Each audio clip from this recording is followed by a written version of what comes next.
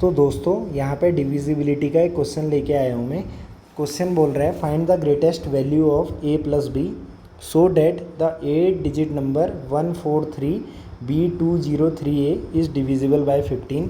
तो ये बोल रहा है एक नंबर गिवन है हमारे पास 143b203a और ये बोल रहा है क्वेश्चन में कि ग्रेटेस्ट वैल्यू बताओ a प्लस बी की, ताकि ये जो गिवन नंबर है ये डिविजिबल हो 15 से 15 से डिविजिबल हो।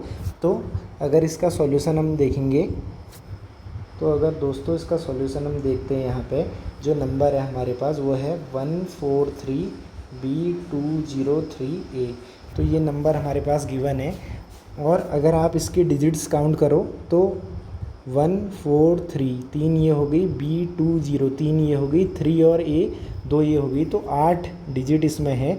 इसका मतलब ये है b और a जो हैं वो सिंगल डिजिट नंबर होंगे, यानी कि b की वैल्यू जानी चाहिए 0 से लेके 9 तक और a की वैल्यू भी 0 से लेके 9 तक हो सकती है।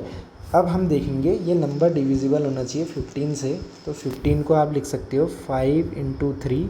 तो दोस्तों मैंने आपको बताया था जब भी कोई नंबर गिवन हो जिससे डिविजिबल होना चाहिए दूसरा नंबर, तो जिससे डिविजिबल होना चाहिए अगर वो किसी दो वैल्यू का प्रोडक्ट आता है तो डिविजिबिलिटी के लिए जो गिवन नंबर है यहाँ पे 8 डिजिट नंबर वो 5 से भी डिविजिबल होना चाहिए और 3 से भी, तभी वो 15 से डिविजिबल होगा। तो पहले 5 से डिविजिबल होने के लिए जो उसकी लास्ट डिजिट है यानी कि a है, लास्ट डिजिट या तो 0 होनी चाहिए या तो 5 होनी चाहिए, यानी कि a की वैल्यू जो है 0 या फिर 5 होगी।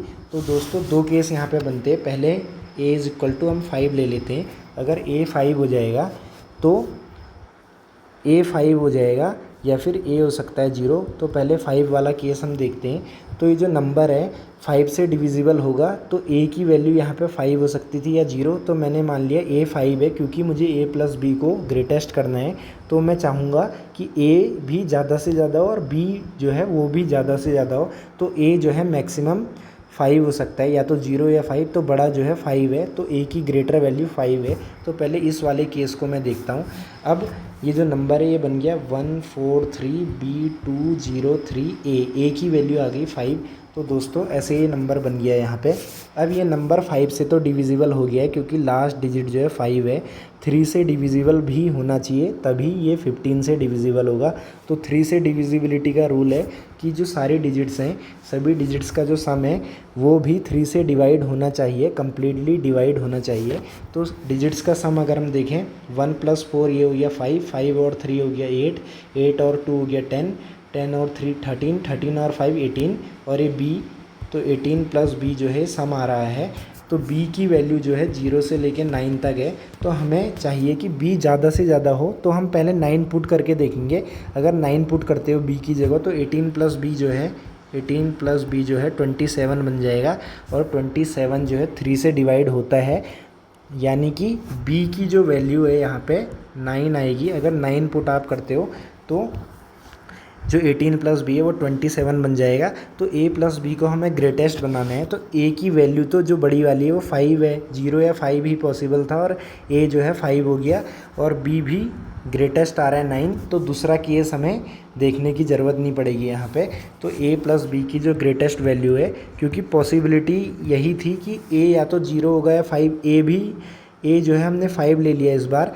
तो 5 लेने पे ग्रेटर वैल्यू 5 है, 0 छोटी है, तो a तो बड़ा हो ही गया और b जो है 0 से लेके 9 तक जा सकता था और 9 जो है सेटिस्फाई कर रहा है कंडीशन को, b की वैल्यू 9। तो a + b की ग्रेटेस्ट वैल्यू 5 + 9 ये हो जाएगी 14। तो दोस्तों यहाँ पे a = 0 वाला केस हमें नहीं देखना पड़ेगा, क्योंकि ग्रेटेस्ट पॉसिबिलिटी जो थी दोनों मैक्सिमम हो रहे। a ज़्यादा से ज़्यादा 5 हो सकता था या फिर 0 हो सकता था। तो ज़्यादा वाली वैल्यू a की जब 5 आ रही है तो b 9 आ रहा है, तो इससे बड़ी वैल्यू a + b की नहीं हो सकती। तो 14 करेक्ट आंसर है। तो दोस्तों इसका आंसर हो गया d।